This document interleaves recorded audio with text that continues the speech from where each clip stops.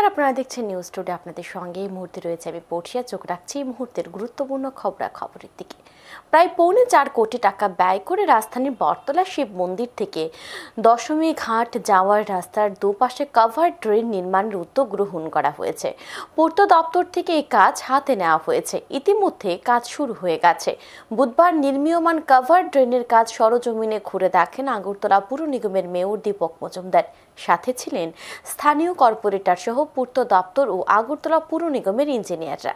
নির্মীয়মান drain পরিদর্শনে গিয়ে mayor Dipak Majumdar কি বলেছেন শুনবো একবার।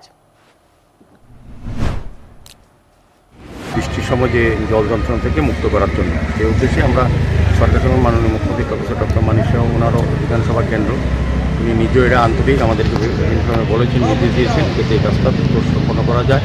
কাজে উনি পূর্ত দপ্তর দিয়ে এই কাজটা করিয়ে নিচ্ছেন।